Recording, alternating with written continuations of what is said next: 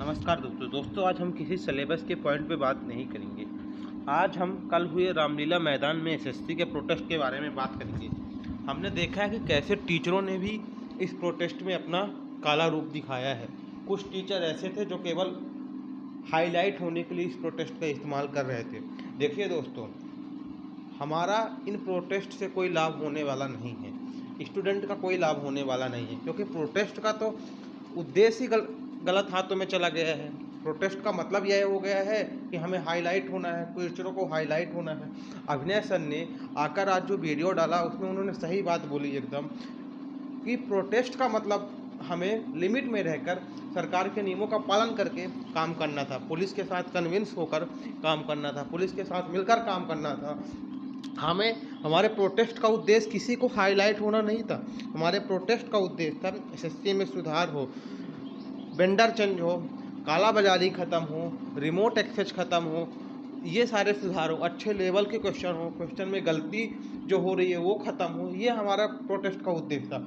हमारा प्रोटेस्ट का उद्देश्य ये नहीं था कि कोई एक टीचर वायरल हो जाए, एक टीचर वायरल हो, 2 टीचर वायरल हो, इससे उनका हाईलाइट हो, उनका कोर्स बिके। हमारे प्रोटेस्ट का उद्देश्य ये नहीं था। पर हमें बच्चों को, हम जैसे बच्चों को गुमराह किया गया है। उन्हें प्रोटेस्ट का जो उद्देश्य था वही गलत हाथों में मोड़ दिया गया है।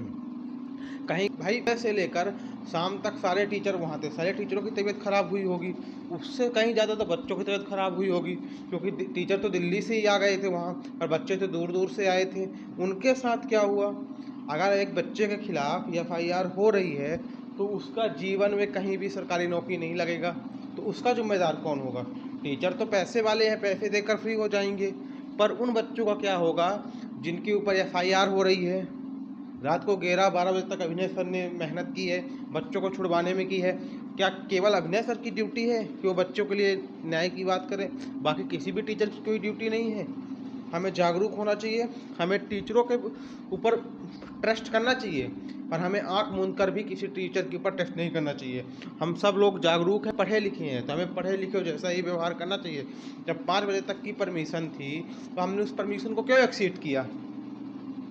एक टीचर के कहने पे परमिशन एक्सीड की, लाठीचार्ज हुआ, कई टीचरों का पैर, कई बच्चों का पैर टूटा, हाथ टूटा, आंखों में चश्मे टूटे, चोट आई, एफआईआर दर्ज हुई। इसका जिम्मेदार कौन होगा?